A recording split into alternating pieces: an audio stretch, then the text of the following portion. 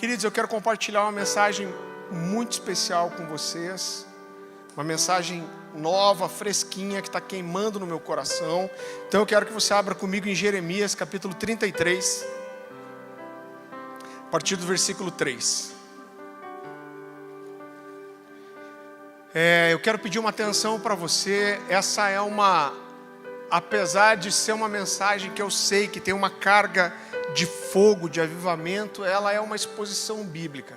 Então eu vou fazer uma construção com você, e para que você receba aquilo que Deus quer nos dar nessa noite, você precisa me acompanhar, amém? Vira para a pessoa que está do teu lado e fala assim: fica esperto, que Deus quer falar com você. Jeremias capítulo 33, versículo 3, a palavra do Senhor diz assim: invoca-me e te responderei, anunciar-te-ei coisas grandes e ocultas. Repita comigo: grandes e ocultas, que não sabes ou não conheces. Querido, Jeremias é um cara fantástico da Bíblia. Ele nasceu numa cidade que ficava a 5 quilômetros de Jerusalém, e tudo na vida desse cara é profético. A cidadezinha, o vilarejozinho que ele cresceu, foi uma cidade chamada Anatote, que significa resposta de oração. O nome Jeremias, esse cara já chega arregaçando. O nome dele significa a quem Yahvé designou. E eu creio que Jeremias é uma figura profética especial para os nossos dias, para essa estação, para aquilo que Deus quer fazer. Eu particularmente tenho mergulhado no livro de Jeremias, e eu creio que Deus me despertou para isso, porque o livro de Jeremias tem uma carga profética especial para aquilo que Deus quer fazer nos próximos anos. Talvez a gente conheça pouco sobre Jeremias, e a impressão que eu tenho é que Deus está falando para a igreja: olhe para Jeremias. E a marca de Jeremias foi ser um profeta que ouvia Deus de forma muito clara. E outra marca muito grande de Jeremias é que ele era um cara corajoso. Como diz o gaúcho, ele era um cara bagual, que tinha coragem para falar tudo que Deus dizia para ele. Ele foi um homem que anunciou palavras muito duras de Deus. Jeremias foi um profeta levantado para sentenciar, para trazer juízo, e Jeremias sempre destacou a fidelidade de Deus quando tinha uma resposta. E outra marca de Jeremias é que ele sempre falou sobre nutrir um relacionamento profundo com Deus. Jeremias começa o ministério dele muito cedo, com cerca de 20 anos. Os primeiros anos de Jeremias até foram mais fáceis, porque ele tinha uma amizade com um rei muito bom de Judá, que era o rei Josias, com quem ele tinha um bom relacionamento. Mas depois que Josias morre, a perseguição contra Jeremias se intensifica. Por quê? Depois da morte de Josias, em especial, o povo se afastou muito de Deus. Esse povo caiu em prostituição e idolatria, se tornou um povo desviado, e Jeremias se levanta para apontar o pecado do povo e para profetizar o juízo de Deus. Agora o contexto fica mais complicado, porque mesmo o povo estando tão longe de Deus, tão afastado de Deus, haviam muitos profetas na época que profetizavam coisas boas. Qualquer semelhança com os nossos dias é mera verdade, né? Então tinham pseudos profetas ali que estavam dizendo: não, nada de mal vai acontecer, tudo vai bem. Jeremias era o cara que ia na contramão disso, e ele profetizava coisas diferentes. Ele falava: cara, vocês estão afastados de Deus, e o que vai vir é juízo. E a grande verdade é que Jeremias pagou um preço muito alto por isso. Outra coisa que você percebe em Jeremias é que ele tinha uma personalidade muito forte. Então Jeremias fala eu muitas vezes. Nenhum outro livro profético você vai ver tantas vezes o pronome eu repetido como no livro de Jeremias. Jeremias era um profeta valente, corajoso. E esse cara profetizou contra o povo, ele profetizou contra os sacerdotes, ele profetizou contra os profetas, ele profetizou contra a estrutura religiosa, ou seja, não sobrou ninguém. Esse cara metralhou todo mundo. E quando Deus chama, é muito interessante, outra coisa que me chama a atenção sobre Jeremias é a sinceridade e a verdade de Jeremias. Porque quando Deus chama Jeremias para ser um profeta, Deus fala para ele assim: você vai ser um profeta para as nações. Só que quando a gente olha para a vida desse cara, a gente vê que a vida dele passou e ele nunca saiu da região de Jerusalém. E ele percebe isso. Ele nunca saiu, mas as palavras dele saíram e chegaram até nós hoje. E a verdade é que quando Jeremias começa a profetizar o juízo de Deus, ele é perseguido, ele é ameaçado de morte, Jeremias é espancado, Jeremias é preso, Jeremias é ridicularizado pela mensagem, Jeremias é rejeitado. E eu acho muito interessante que chega uma hora que Jeremias rasga o coração para Deus, e ele chega e fala assim: Deus, para mim deu, não vou profetizar mais nada. Ele rasga o coração para Deus e fala: poxa Deus, você não me dá uma coisa boa para profetizar. Toda vez que você fala comigo é para anunciar desgraça para o povo, para anunciar que você vai pesar a mão. E ele fala: Deus, cansei e eu não profetizo mais. Mas logo depois de dizer isso, ele fala para Deus: olha, eu digo que eu não vou profetizar, mas quando eu digo que eu não vou profetizar, existe um fogo cerrado em meu peito. E ele diz assim: eu estou tentando conter, mas ele diz: eu já estou exausto, e é impossível, eu não consigo. A versão NVT diz assim: mas se digo que nunca mais mencionarei o Senhor, nem falarei em seu nome, a sua palavra arde como um fogo em meu coração, é como um fogo em meus ossos, e eu estou cansado de tentar contê-la, é impossível. Então Jeremias era um cara intenso. Jeremias foi preso, espancado, proibido de casar, proibido de ter filho. E a Bíblia não tem isso, mas a história diz, todos os relatos históricos apontam para que no final da vida, Jeremias foi exilado no Egito, então foi expulso para o Egito. Baruque, que era o fiel escudeiro dele, foi junto. E a história diz que ele, logo depois que chegou no Egito, morreu lá. Foi apedrejado pelos próprios judeus. Agora, irmão, Jeremias é o profeta maior. O livro de Jeremias é o maior livro profético de todos. É o livro de profecia que mais tem palavras. Jeremias profetizou por 40 anos. O Novo Testamento cita Jeremias pelo menos 40 vezes. E esse é Jeremias corajoso e intenso. E o texto que a gente leu no começo é um dos textos mais conhecidos do livro de Jeremias. Invoca-me e te responderei, anunciar-te-ei coisas grandes e ocultas que não conheces. Agora olha o que Deus estava fazendo com Jeremias aqui. Acompanha a construção comigo. Quando Deus fala para Jeremias: clama a mim e te responderei, ou invoca-me e te responderei, que Deus está dizendo para Jeremias, Deus está fazendo um convite para Jeremias e para Judá, para buscarem Ele. Então Deus está dizendo: olha, se vocês buscarem, se vocês clamarem, eu vou trazer juízo para o povo, mas depois de quebrar, de arrebentar esse povo, eu vou fazer algo especial e poderoso no meio de um remanescente. Quando o capítulo 33 começa, Jeremias tinha acabado de ser preso.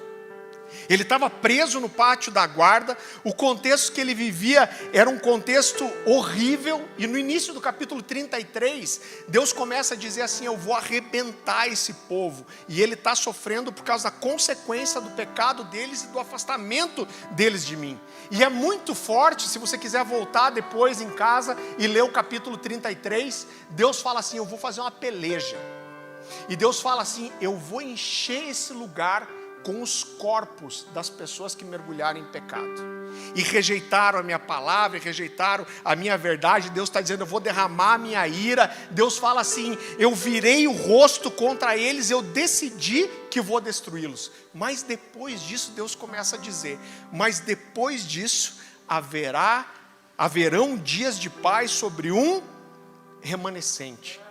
E Deus diz: eu vou purificar o povo do seu pecado, eu vou retirar a iniquidade. E depois que Deus fala isso, a partir do versículo 10, Deus começa a anunciar para Jeremias as coisas grandes e ocultas que Jeremias não conhecia.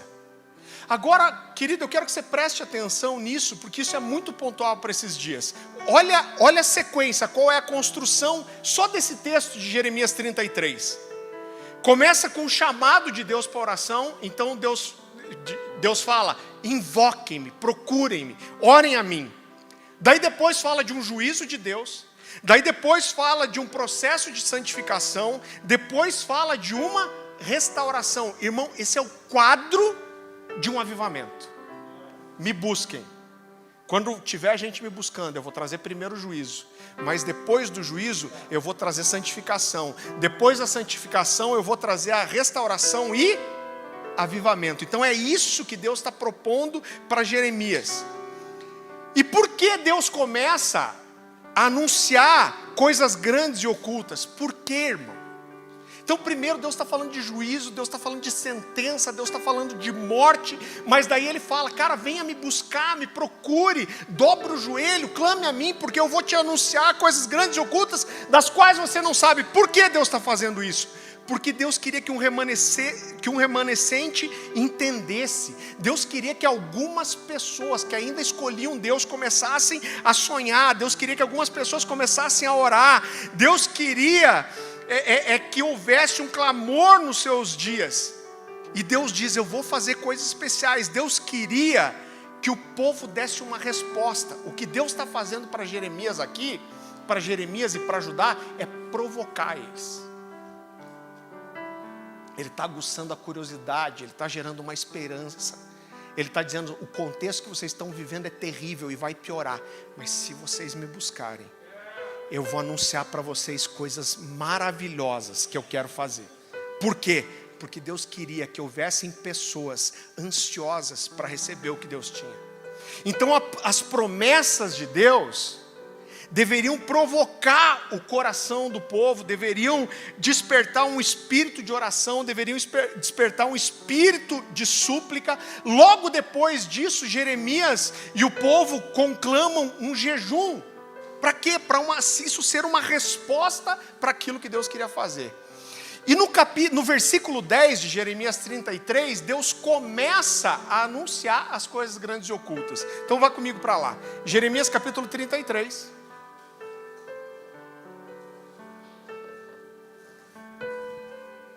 Está me acompanhando? A partir do versículo 10. Assim diz o Senhor: vocês dizem que esse lugar está devastado e ficará sem homens nem animais. Contudo, nas cidades de Judá e nas ruas de Jerusalém, que estão devastadas, desabitadas, sem homens nem animais, mais uma vez, olha como isso é profético para os nossos dias. Mais uma vez se ouvirão as vozes de júbilo e de alegria do noivo e da noiva, e as vozes daqueles que trazem ofertas de ação de graças para o templo do Senhor, dizendo: deem graças ao Senhor dos exércitos, pois Ele é bom, e seu amor leal dura para sempre. Porque eu mudarei a sorte dessa terra como antigamente, declara o Senhor. Assim diz o Senhor dos exércitos: nesse lugar desolado, sem homens nem animais, haverá novamente pastagens, onde os pastores farão descansar os seus rebanhos em todas as suas cidades.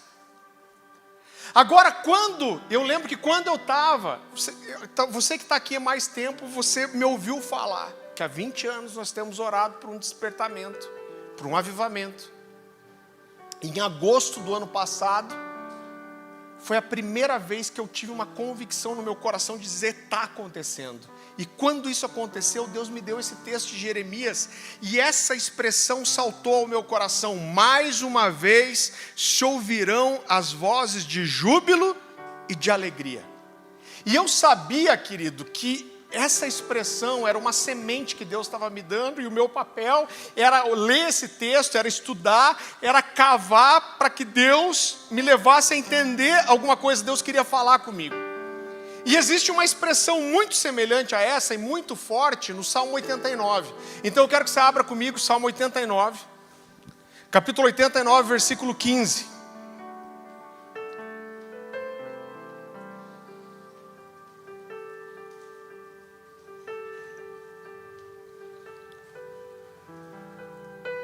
Salmo capítulo 89, versículo 15. A palavra do Senhor diz assim, é um texto bem conhecido também. Bem-aventurado o povo que conhece os vivas de júbilo e anda, ó Senhor, na luz da tua presença. Então, queridos, desde agosto, essa expressão vivas de júbilo tem saltado ao meu coração, tem provocado ao meu coração, e Deus está falando aqui, a palavra de Deus está dizendo aqui que bem-aventurados são aqueles que conhecem os vivas de júbilo. A palavra original hebraica, traduzida como vivas de júbilo aqui, é uma palavra só, teruá. Teruá. E teruá, querido, fala de um barulho, coisas que essa palavra significa. Um barulho alto, um tumulto, especialmente gritos de alegria e regozijo, que eram tão intensos que quando ouvidos pelos inimigos eram confundidos com gritos de guerra. Então quando Israel estava em guerra e acontecia um viva de júbilo, um teruá, a Bíblia fala que os inimigos ouviam isso e achavam que Israel estava vindo para guerrear. E na verdade era o que? Era só um grito de alegria. Mas tanto a referência aqui de Jeremias, quanto o que o salmista quer dizer, é uma referência ao que acontecia durante os cânticos de Israel. Então durante os cânticos de adoração, Israel se levantava e... isso eram os vivas de júbilo, isso era o teruá. O comentarista Champlin diz assim que teruá era o barulho, os gritos de alegria parecidos com gritos de guerra que eram dados quando se celebravam ao Senhor. Agora entenda essa construção comigo, olha para a Bíblia alguns exemplos do que era teruá. A Bíblia fala que quando o povo vai conquistar a terra prometida, eles chegam nas muralhas de Jericó, a Bíblia fala que por 7 dias... eles marcham uma vez em torno das muralhas, mas no 7º dia, eles dão 7 voltas. E quando eles terminam a 7ª volta, todo o povo, a ordem de Deus é assim, todo o povo deve dar um grande grito. E a Bíblia fala que quando esses caras gritam, as muralhas caem. Esse grito é teruá. A Bíblia fala que quando a Arca da Aliança volta para Jerusalém, quando Davi desce suas vestes reais, a Bíblia diz que eles dão gritos de júbilo. Esses gritos são teruá. Esdras 3,13 diz que quando o templo começa a ser reconstruído e os alicerces do templo são lançados, a Bíblia diz que o povo gritava de alegria e chorava ao mesmo tempo. Você já viu isso? Você não sabe se ri, se chora. E a Bíblia, o texto até diz assim, de maneira que não podiam discernir as vozes de alegria e o choro do povo, pois o povo jubilava com tão grandes gritos que as vozes se ouviam de muito longe. Esses gritos de júbilo eram teruá. Lá em Jeremias 49:2 fala de Deus. Esse texto mexe com o meu coração. A Bíblia diz que o povo começa a dar gritos de alegria, e a Bíblia diz que Deus sobe no meio do povo, em meio aos gritos de alegria. Esses gritos de alegria são teruá. Salmo 47:5. Em 1 Samuel, capítulo 4, versículo 5, a Bíblia diz, o que foi feito foi ruim, Hófni e Finéias. Mas a Bíblia diz que o povo estava no campo de batalha contra os filisteus, e eles resolvem levar a Arca da Aliança para o campo de batalha. E a Bíblia diz que quando a arca entra no meio do povo, a Bíblia diz que a terra tremeu. O povo gritou com tamanha intensidade que a terra tremeu. E a Bíblia diz que os filisteus ficaram aterrorizados. E eles corriam e gritavam: o Deus de Israel chegou no arraial. Esse grito que fez a terra tremer é teruá. Irmão, tudo isso mexe comigo, sabe por quê? Porque em primeiro lugar fala para mim que o povo de Deus é um povo barulhento, irmão. Tudo isso diz para mim que o povo de Deus é um povo que faz a terra tremer, é um povo Bem-aventurado que conhece o teruá de Deus, que conhece os vivas de júbilo. Agora, segundo o dicionário Hawais da língua portuguesa, júbilo significa, fala de uma alegria intensa que não pode ser contida. E é justamente dessa intensidade aqui que eu quero falar. Existe um texto que mexe demais comigo e fala de duas verdades. Abra comigo em Amós capítulo 3.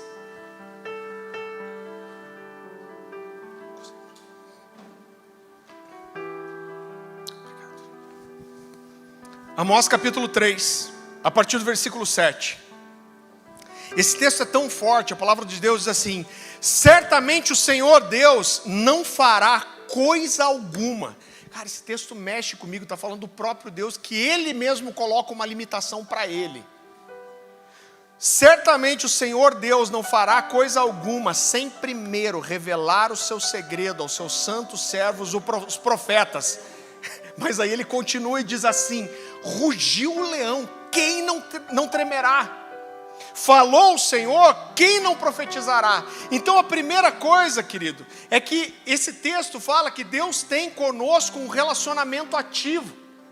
Então Deus está dizendo assim: eu vou procurar pessoas dispostas a me ouvirem, eu vou procurar pessoas dispostas a darem atenção, eu vou procurar parceiros que estejam dispostos a estar na minha presença e ouvir o que eu tenho para falar. E Deus diz, Deus coloca uma limitação para Ele mesmo, e Ele diz: eu não vou me mover até que alguém se disponha a ouvir e declarar. E Deus diz, depois que alguém ouvir, depois que alguém entender, então depois disso eu vou me mover. Agora depois, o texto diz assim: rugiu o leão.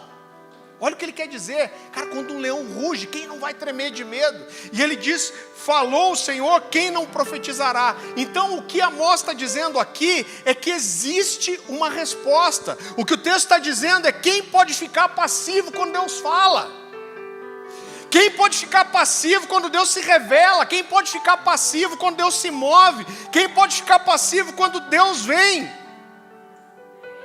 Mas existem, queridos, duas verdades que a gente tem que levar em consideração aqui. Eu gostaria de usar mais um texto de Jeremias para entender isso. Abra comigo em Jeremias capítulo 23.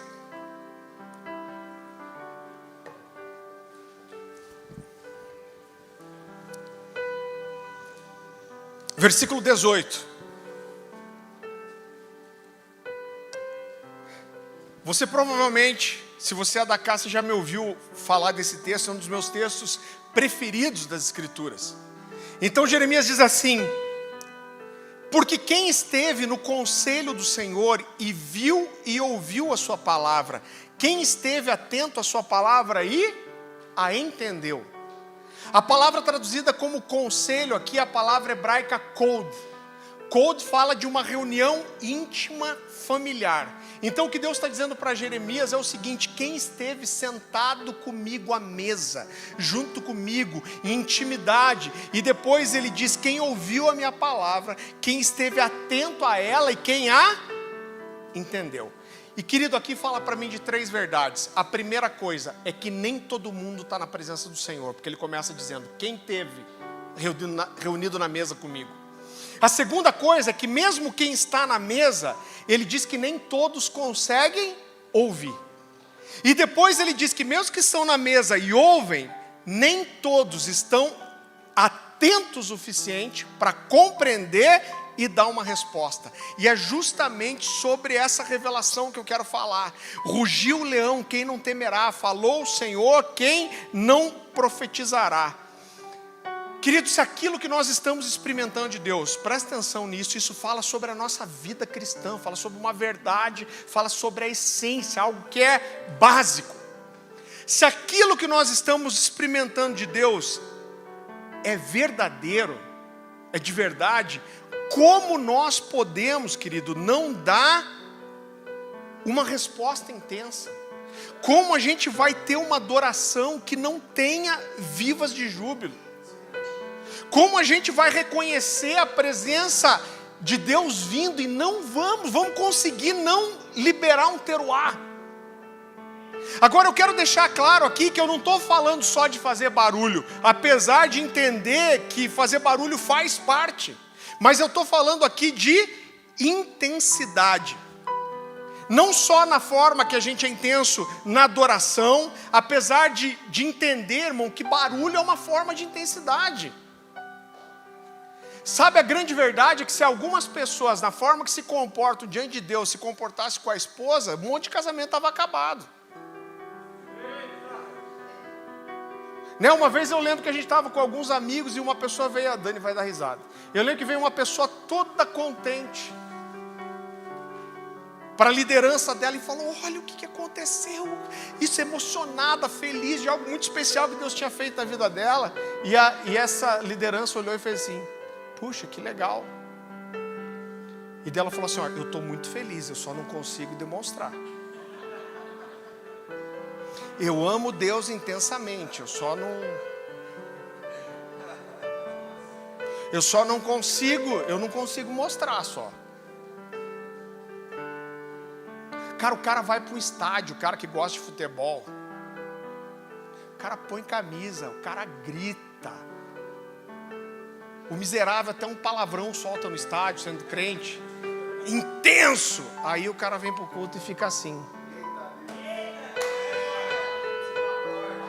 Então, quero deixar bem claro que não é só sobre adoração, não é só sobre barulho, mas barulho é sim, querido, uma forma de expressar intensidade. Agora é lógico que está longe de ser a única forma de expressar intensidade. Por quê? Porque a verdade é que as pessoas têm formas diferentes de expressar intensidade, inclusive na adoração.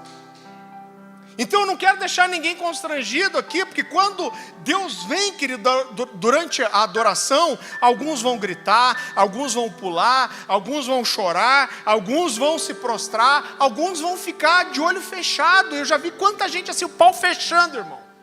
E o cara está ali assim, ó, com os olhos chorando. Isso não é intenso? Claro que é intenso. Eu fui numa igreja muito tradicional, alguns anos atrás, falar sobre o Espírito Santo. Uma igreja de orientais que me chamou, a gente quer ouvir sobre o Espírito Santo.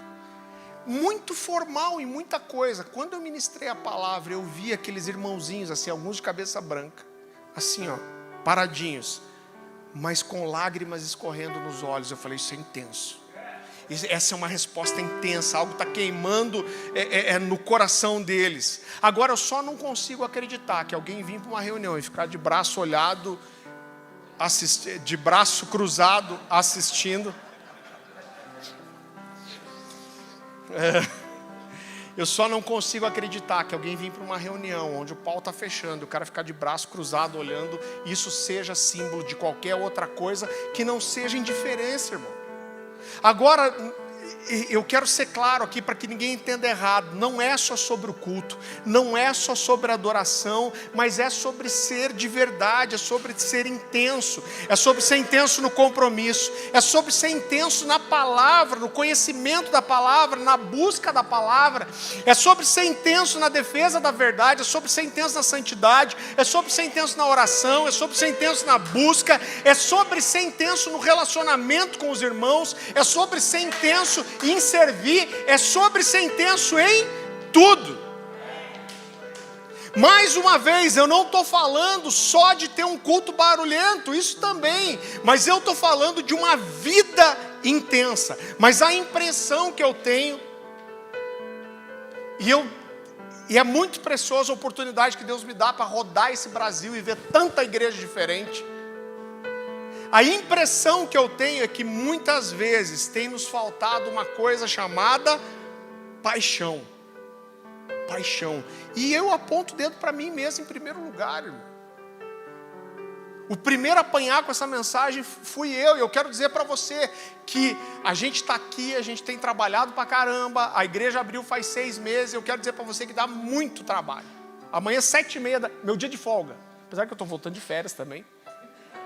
Mas amanhã é meu dia de folga. Eu tenho que estar aqui 7h30, irmão. Porque tem coisa que vai acontecer na igreja. Agora, eu não quero me tornar como a igreja de Éfeso. Sabe o que Jesus fala sobre a igreja de Éfeso lá em Apocalipse? aquela era uma igreja incrível, que trabalhava muito. Jesus diz assim: eu conheço o seu trabalho árduo e sei que você tem permanecido fiel. Olha que incrível era essa igreja, você não precisa abrir a Bíblia.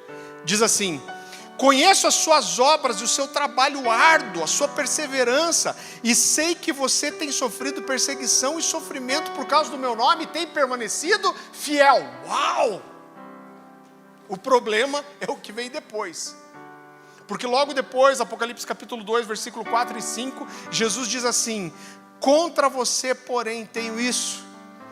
Você abandonou o seu primeiro amor. Lembre-se de onde caiu. Repita comigo: lembre-se de onde caiu.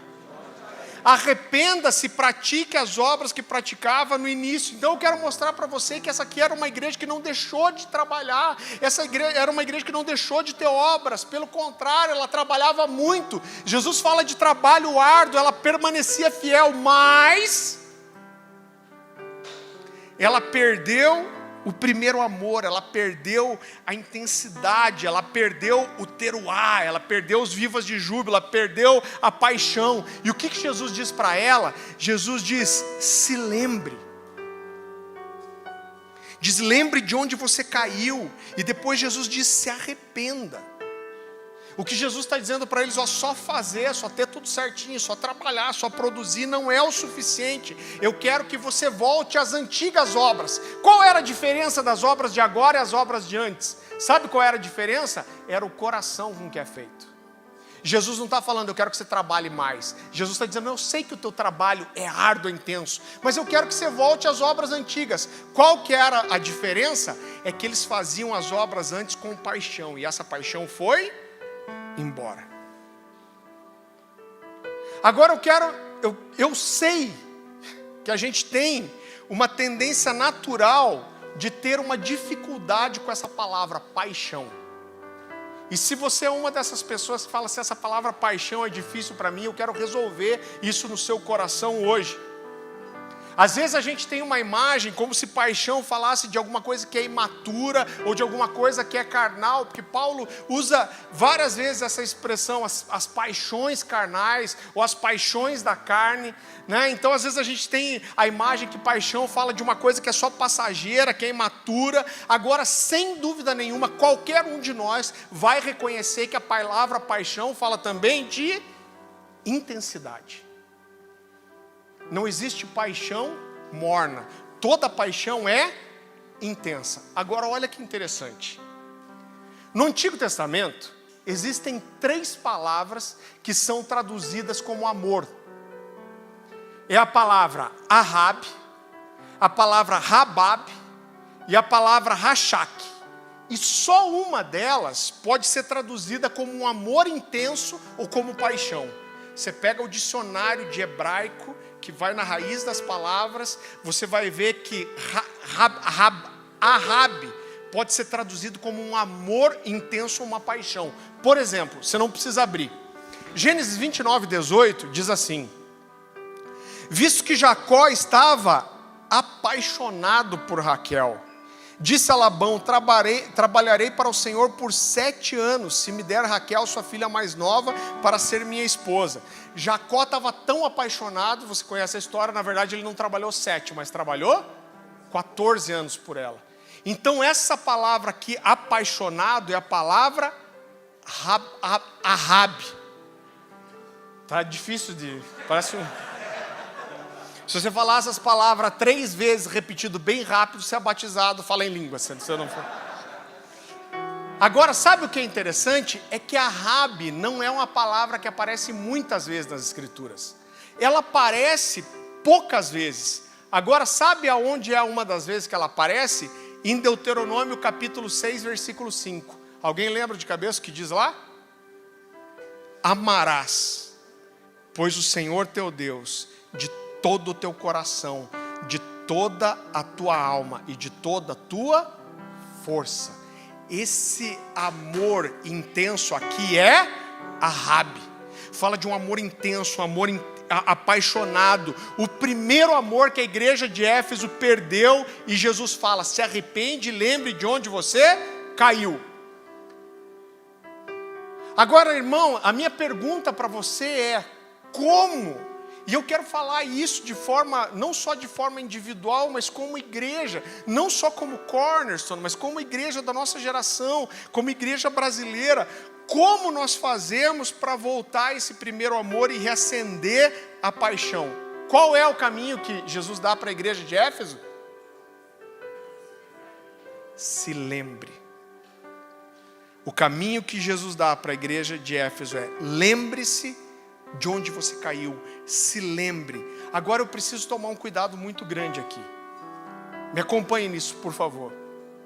Eu preciso tomar um cuidado aqui, porque existe um grande risco em nós nos lembrarmos. Qual o risco que é esse? É o risco de nós nos tornarmos pessoas nostálgicas e deprimidas.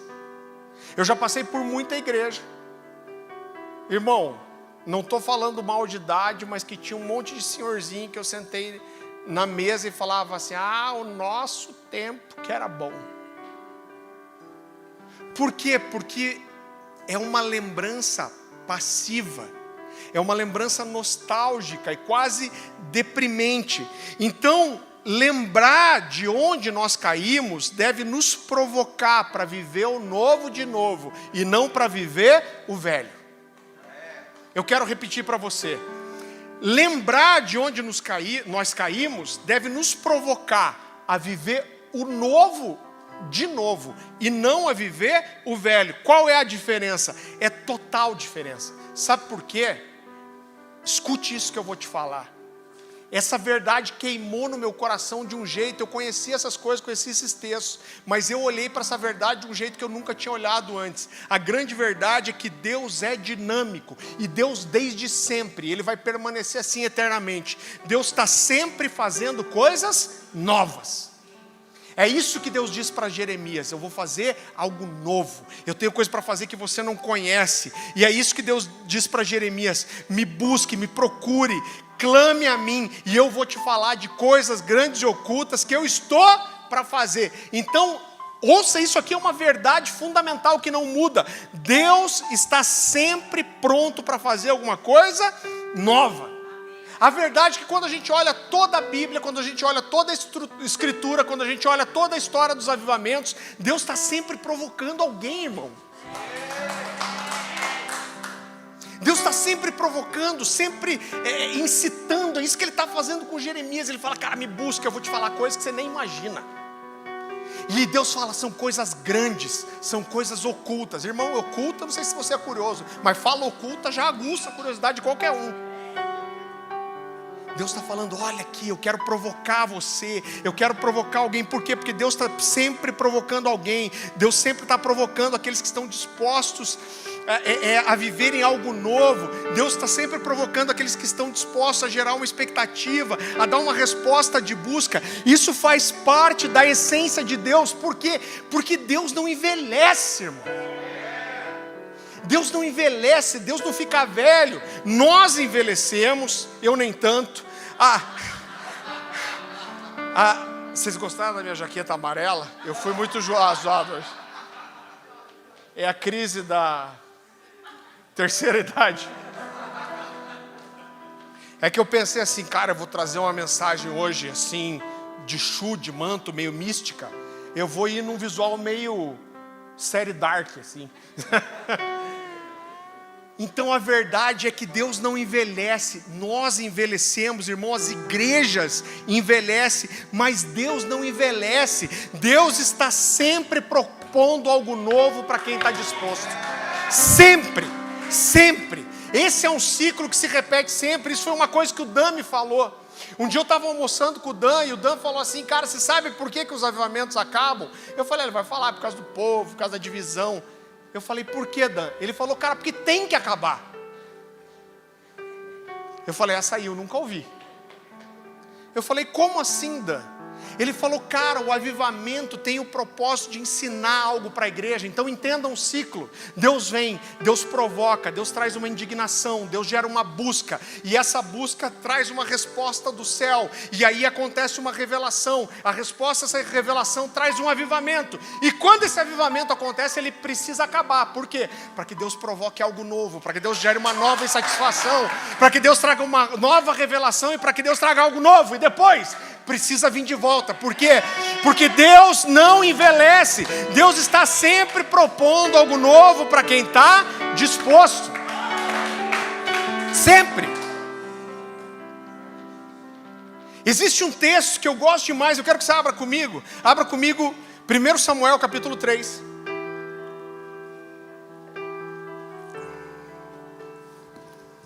Primeiro Samuel capítulo 3. A partir do versículo 1, eu não sei você, mas uau, eu estou com esse negócio queimando no meu coração. Eu daria um moche se não fosse tão pesado.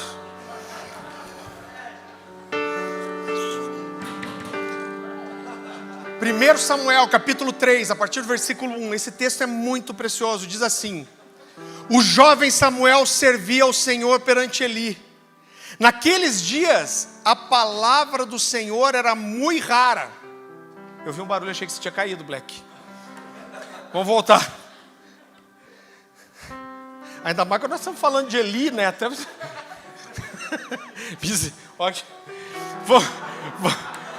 Samuel capítulo 3, vamos lá de volta.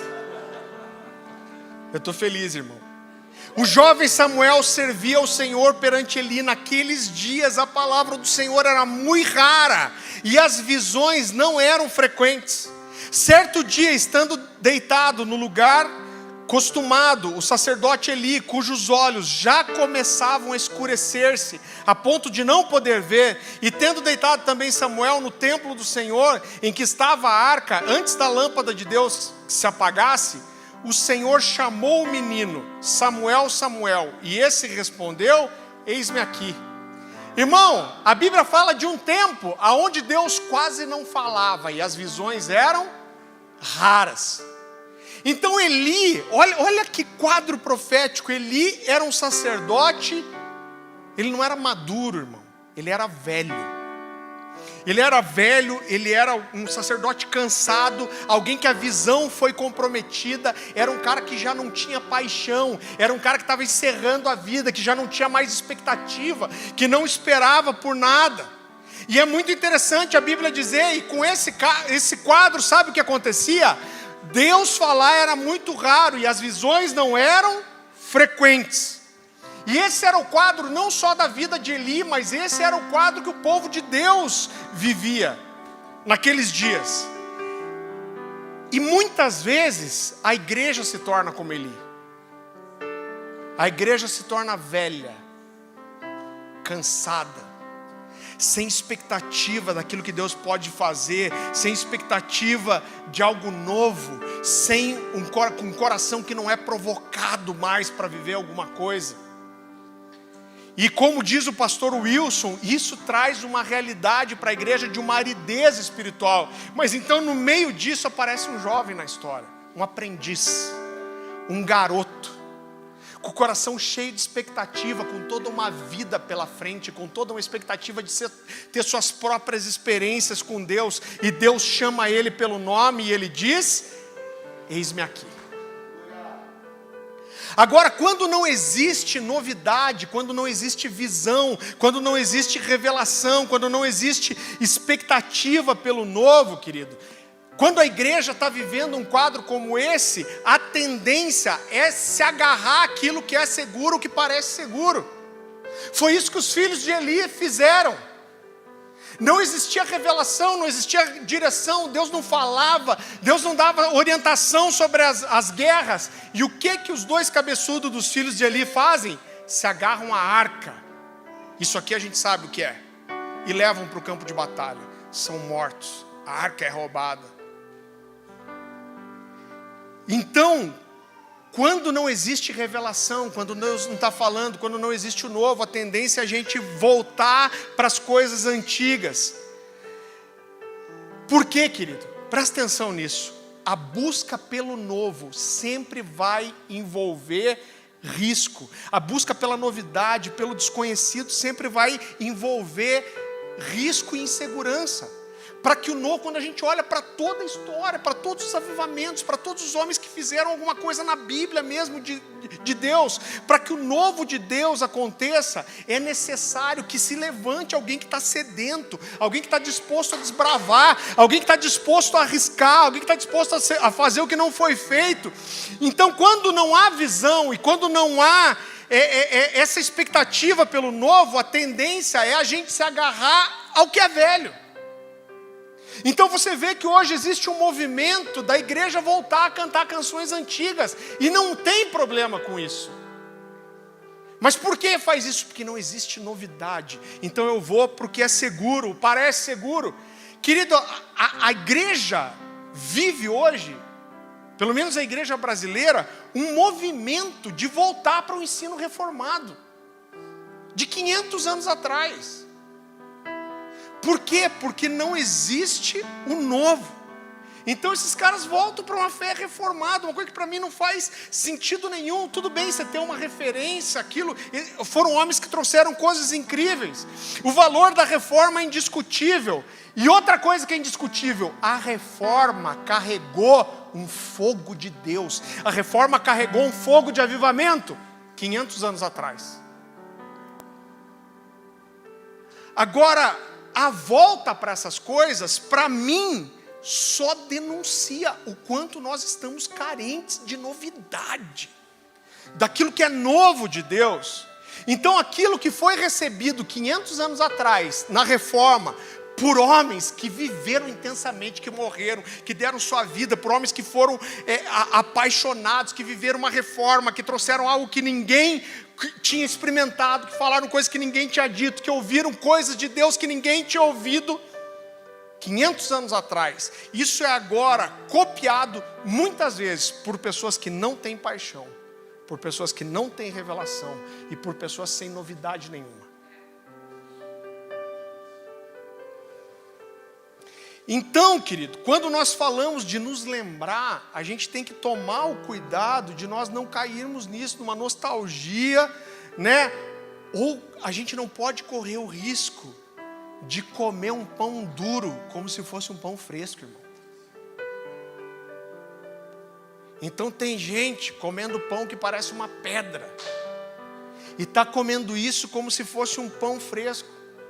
Sabe que eu e a Dani, a gente tem, se você procurar o meu Spotify ali, eu fiz uma lista chamada Faz de Novo, só com canções de 98 a 2006. As canções antigas, de quando o Brasil viveu um despertamento. Por quê? Porque a gente quer pegar todas essas músicas e cantar na igreja, porque funcionou lá, vai funcionar aqui? Não. Quer dizer que a gente também não pode tocar nenhuma dessas músicas? Claro que pontualmente quer, mas é porque a gente quer viver aquilo que foi vivido lá? Não, em nome de Jesus, não. Então por que a gente tem ouvido essas canções antigas? Porque nós queremos seguir o caminho de avivamento que Jesus apontou para a igreja de Éfeso. E qual é esse caminho? Nós queremos nos lembrar de onde nós caímos. Nós queremos nos lembrar de um fogo que ardeu e não arde mais. Nós queremos nos lembrar de coisas importantes que nós esquecemos. Na quinta-feira, presta atenção nisso. Na quinta-feira, à noite, eu e a Dani, a gente estava tomando chimarrão, orando, eu estava preparando essa palavra, e a gente estava ouvindo essa lista de canções, e a gente ouviu uma música do David Keelan, que diz, estou apaixonado. Eu não vou cantar, porque o Espírito Santo pode vazar. Eu canto tipo batalha espiritual, cai anjo, demônio. Então a gente estava ouvindo essa música que fala, estou apaixonado, e a Dani virou para mim, ela falou assim, Farley, você percebe quantas dessas músicas que nós estamos ouvindo que falam de paixão, de estar apaixonado por Deus, e você lembra como essa era uma expressão comum naqueles dias, mas que hoje é até estranho para a gente falar de paixão pelas coisas de Deus. Eu lembro, irmão, que quando o David começou a cantar e falar, estou apaixonado, as pessoas criticavam. Essas pessoas estão pregando um relacionamento com Deus que não existe, uma intimidade que não existe, e de repente esse negócio incendiou o Brasil.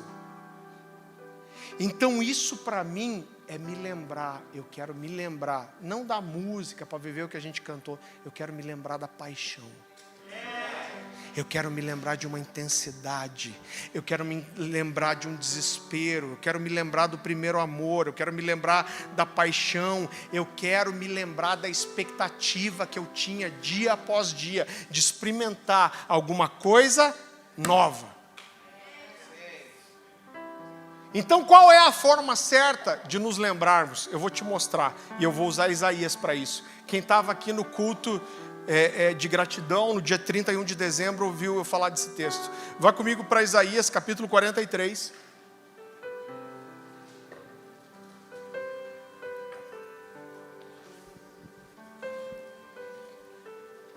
Isaías, capítulo 43, a partir do versículo 16. Irmão, olha como essas coisas, elas se amarram, elas se encaixam.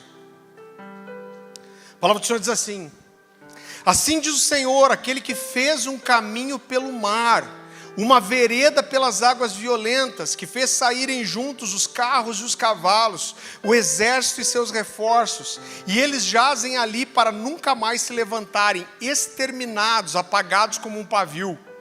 Esqueçam o que foi, não vivam no passado. Vejam, estou fazendo uma coisa nova. Ela já está surgindo, vocês não reconhecem? Até no deserto vou abrir um caminho e riachos no ermo. Os animais do campo me honrarão, os chacais e as corujas, porque fornecerei água no deserto e riachos no ermo, para dar de beber ao meu povo, meu escolhido, ao povo que formei para mim mesmo, a fim de que proclamassem o meu louvor. Queridos, agora eu quero que a gente possa entender algumas coisas aqui nesse texto. Deus está dizendo que Ele ia fazer algo novo, só que como foi no caso de Jeremias, Deus não queria só anunciar isso. O propósito de Deus dizer que faria algo novo era preparar o povo para esse novo. Então Deus diz assim, vá comigo para o versículo 18 de volta. Versículo 18 diz assim: esqueçam o que foi, não vivam no passado. Agora, era tudo que Deus queria que eles esquecessem? Não era tudo. O que Deus queria que eles esquecessem? Eu quero provar para você que não era tudo que Deus queria que eles esquecessem. Por quê? Porque no versículo 16 e 17, volta comigo lá. A gente leu o 18, vamos ler o 16 e 17. Diz assim: assim diz o Senhor. O Senhor aqui é o nome pessoal de Deus, Yahvé. Ele está dizendo aqui, olha, sabe quem está falando com vocês? Ele está dizendo, lembre quem está falando. Quem está falando? Sou eu, Yahvé. E ele começa dizendo, eu sou aquele que fez um caminho pelo mar e uma vereda pelas águas violentas. Ele está fazendo uma referência aqui à travessia do povo quando sai do Egito pelo Mar Vermelho, que era uma das histórias que o povo hebreu mais gostava de contar. Então Deus está dizendo aqui, ó, presta atenção primeiro quem está falando com você. Sabe quem está falando? Sou eu, Yahvé. Você lembra quem eu sou? Sou eu que fiz o Mar Vermelho abrir. E ele continua depois: o que fez saírem juntos os carros e os cavalos, o exército e os seus reforços, e eles jazem ali para nunca mais se levantarem, exterminados, apagados como um pavio. Deus está continuando a lembrar quem Ele é. Ele está dizendo, lembre quem sou eu. Fui eu que abri o mar, mas fui eu que fechei o mar sobre os egípcios. E Deus está dizendo assim, eles eram um exército cheio de reforço, mas eu fechei a água em cima deles, e eu apaguei eles como se fosse um pavio. E Deus está dizendo, o corpo deles está lá até hoje. Então Deus está dizendo assim, se lembrem. Quem? Eu sou. Deus está dizendo, se lembrem o que eu faço. Eu sou o Senhor que abriu o Mar Vermelho, se lembre. E daí no versículo 18 ele diz, esqueçam o que foi e não vivam no passado.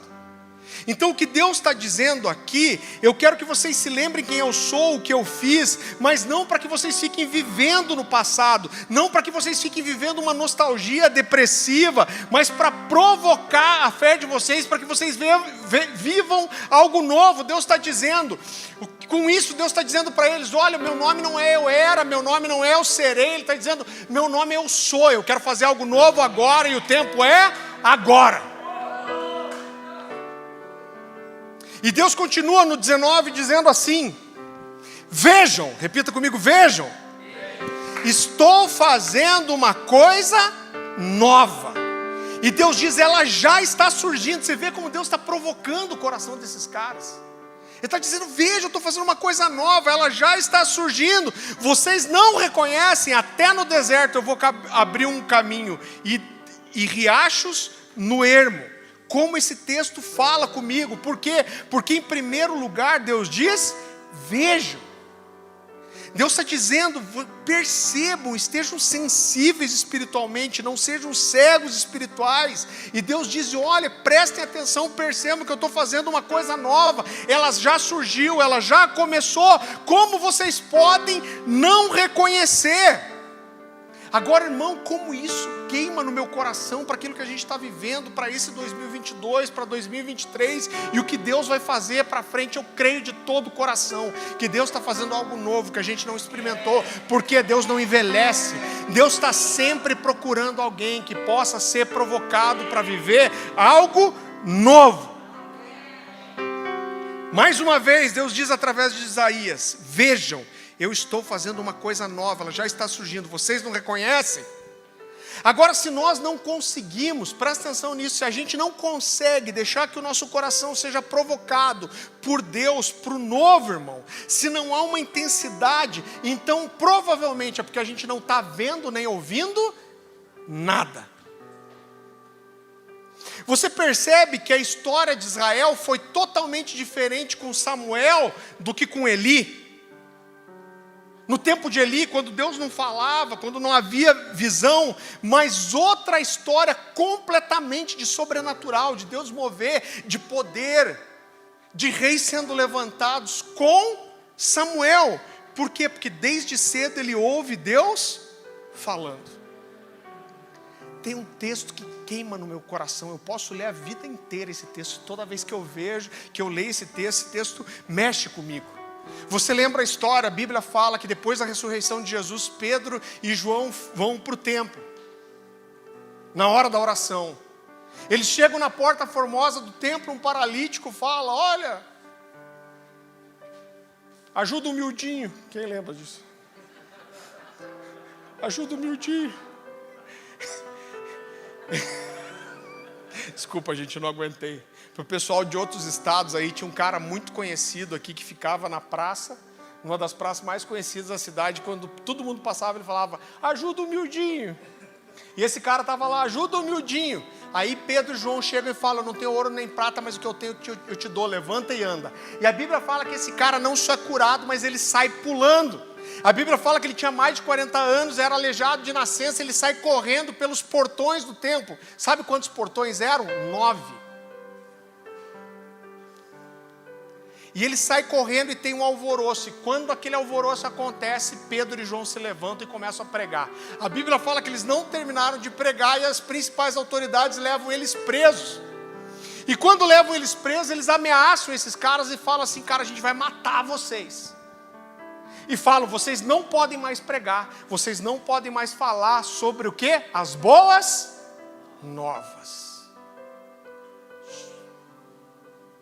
Vocês não podem mais falar sobre milagre, vocês não podem mais falar sobre a ressurreição, vocês não podem mais falar sobre essas coisas. E fala assim, se vocês continuarem, vocês vão ser o quê? Apedrejados e mortos. Olha a resposta desses caras. Você precisa abrir comigo, Atos capítulo 4.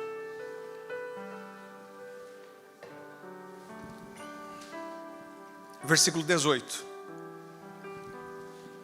A palavra do Senhor diz assim, então aqui já tinham passado a noite na cadeia, Pedro e João, e aí as principais autoridades chamam eles, e a Bíblia diz assim, Atos capítulo 4, versículo 18. Chegando-os, ordenaram-lhes que absolutamente não falassem e nem ensinassem em nome de Jesus. Mas Pedro e João lhes responderam: julgais se é justo diante de Deus ouvir-vos antes a vós outros do que a Deus. Agora olha essa frase: pois nós não podemos deixar de falar das coisas que vimos e que ouvimos. Nós não podemos deixar de falar daquilo que vimos e ouvimos. Presta atenção, eu tenho total consciência que a gente não cria doutrina em cima de experiência, irmão. Não se cria doutrina em cima de alguma coisa que alguém experimentou. Certo? Amém? Outra coisa, a gente não busca a experiência só pela experiência. Então você não quer só chapar.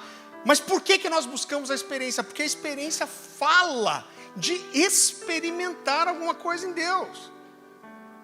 Então, se por um lado a experiência não cria doutrina e a gente não busca a experiência pela experiência, por outro lado, a experiência fala de um lugar para onde a nossa fé, a nossa busca e o nosso amor por Deus nos levou.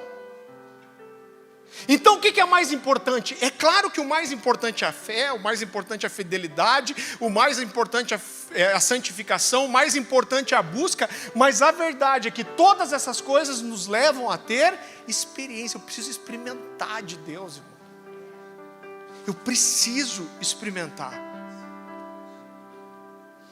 Abra mais um texto comigo, Jeremias 29. Jeremias é o cara.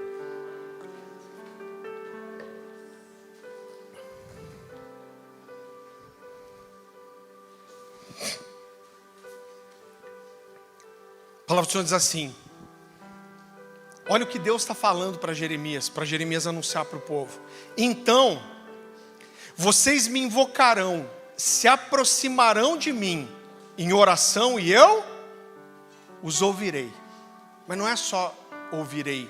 Depois Deus diz: vocês me buscarão e me acharão.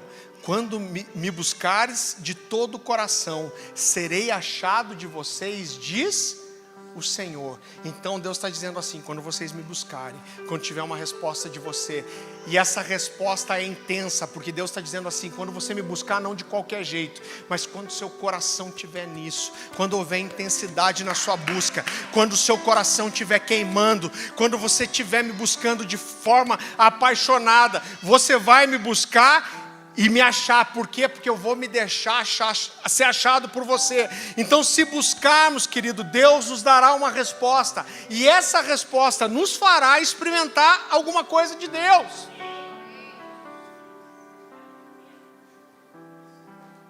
Então a Bíblia, querido, ela é um livro inspirado, e se a gente fosse resumir o que a Bíblia é, eu vi alguém, isso muito garoto, eu vi alguém falando assim: a Bíblia é um livro de pessoas que tiveram fé, e é verdade, mas não é só isso. Ela é um livro de pessoas que tiveram fé e experimentaram coisas de Deus.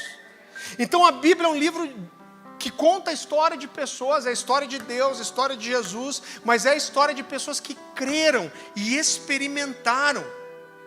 Agora, é claro, eu não quero me fazer mal entendido. Se a experiência sozinha, ela não significa nada,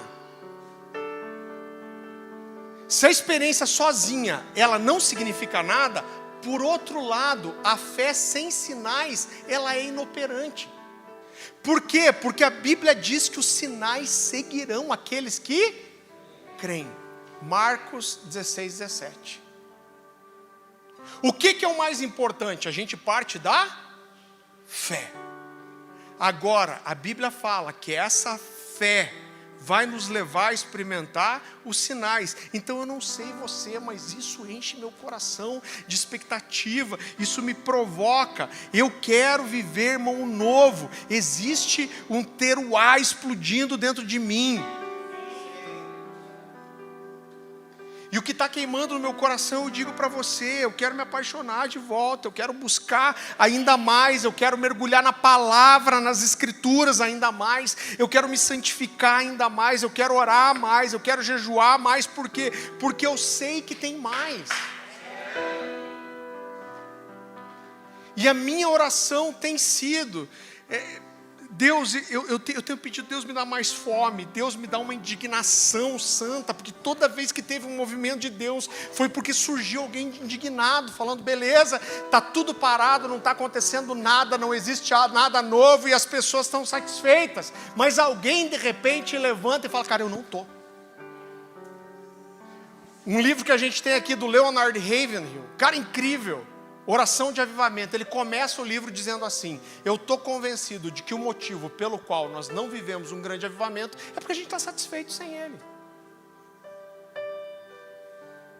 Mas Deus está fazendo comigo o que fez com Jeremias, sabe o que Deus está me falando? Ele está falando, me busca porque vai acontecer umas coisas que você não viu ainda. Eu estou sendo provocado, instigado, eu tenho pedido para Deus, me dá uma indignação santa, me dá um renovo da paixão, eu tenho pedido por Deus por algo novo, e eu tenho falado, Deus, eu quero ver e eu quero ouvir. Agora olha que incrível, eu estou chegando no fim já. Depois de Pedro e João falarem para aqueles homens, vocês acham que é justo diante de Deus? Nós não podemos deixar de falar daquilo que nós temos visto e ouvido. Eles saem da prisão. E eles dizem, olha, tem um milagre que aconteceu, a palavra que eles dizem para eles pararem de pregar, mas tinha um milagre, tinha um sinal. Havia uma experiência. Um cara foi curado ali, esses homens falam assim, cara, tem uma cura evidente, todo mundo viu, como que nós vamos deixar esse cara preso? O povo vai vir em cima da gente. E eles resolvem soltar Pedro e João. E aí depois disso, João, quando saem da prisão, eles vão para uma casa onde os irmãos estavam reunidos, orando, buscando. E eles chegam lá, eles contam tudo que tinha acontecido, que eles falaram, como as autoridades resolveram soltar eles, mas ameaçaram, falaram, se vocês continuarem, vocês vão ser mortos, vocês vão ser presos. E aí, esses caras fazem uma oração, que é também um dos meus textos preferidos das Escrituras. E eu quero mostrar um pedaço dessa oração para você, o que aconteceu depois. Abra comigo, Atos capítulo 4.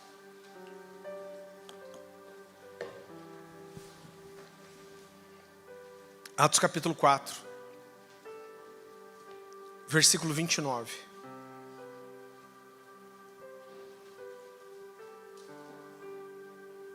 A palavra do Senhor diz assim, eles estão orando, falando das ameaças que receberam. A palavra do Senhor diz assim, e agora, Senhor, ouve as ameaças deles e concede aos seus servos coragem. A nossa frase, uma jornada de amor e coragem, vem desse texto. Concede aos teus servos coragem para anunciar a tua palavra. E estende a tua mão com poder para curar, e que sinais e maravilhas sejam realizados por meio do teu santo servo Jesus. Depois dessa oração, o lugar onde estavam reunidos tremeu, e todos ficaram cheios do Espírito e pregavam corajosamente a palavra de Deus. Eu não sei você, mas eu não consigo ficar indiferente para essa verdade, irmão. Eu não consigo olhar para isso e falar que é só para aqueles dias, que não é para nós. Existe uma promessa de Jesus, que esses sinais, que a cura, que os milagres, que a maravilha, que o enchimento do Espírito, que o teruá que faz tremer da terra, seguiriam os que creem. Agora, que hipocrisia desgraçada a gente pregar de fé e não manifestar os sinais que seguem os que creem. Eu não consigo entender essa fé que acha que não precisa milagre, que não precisa manifestação. Por quê? Porque Jesus está dizendo assim, cara, se você crer, esses sinais te seguirão. A Bíblia está dizendo que esse sinal vem atrás de mim. Então como que eu vou pregar fé e eu vou esquecer dessas coisas? Eu não vou ser provocado para isso. A Bíblia diz que aqueles que creem deixam um rastro atrás de si. O que é esse rastro? É o rastro da palavra da verdade, que é anunciada com coragem, mas dos sinais e maravilhas que testificam que a palavra é verdadeira. Atos capítulo 14 fala de Paulo e Barnabé pregando, e a Bíblia diz que eles pregavam com ousadia, e depois diz assim, e Deus testificava a palavra que era pregada, operando muitos sinais e maravilhas. Então eu não quero ficar apático a essas verdades. Eu tenho pedido para Deus essa indignação santa, essa fome, essa intensidade, esses sinais, essa experiência. E eu quero dizer para você, irmão, a gente pode ir além. Eu não sei qual é o tipo de vida cristã que você tem levado, mas a gente pode mais. A gente pode mais um pouco, a gente pode experimentar mais, a gente pode buscar mais, você pode orar mais, você pode intensificar a sua busca, você pode se santificar mais, você pode se alimentar mais da palavra. Diego, vem para cá. Eu creio que essa é uma palavra que é muito norte para nós para esse ano. Essa é uma palavra que deve queimar no nosso coração para essa estação. Eu acredito particularmente, eu posso estar errado, irmão, mas eu acredito particularmente que ainda 2022, 2023 são anos de construção. Deus está construindo em nós um entendimento, está construindo em nós uma fome. Deus está construindo em nós uma paixão. Deus está gerando um terroir que uma hora vai explodir. Deus está aumentando a intensidade. Deus está fazendo conosco o que fez com Isaías. Deus está fazendo conosco o que fez com Jeremias. Deus está fazendo conosco o que fez com a igreja de Éfeso. Sabe o que Deus está fazendo? Está nos provocando. Está dizendo, me busca e você vai ver. Me busca e você vai ver o que eu quero fazer. Me busca e você vai experimentar umas coisas que você não experimentou. Me busca e você vai me ouvir. Me busca e você vai receber coisas que você não recebeu. Me busca e você vai ouvir coisas que você não ouviu. São coisas grandes, poderosas, ocultas. Eu quero isso.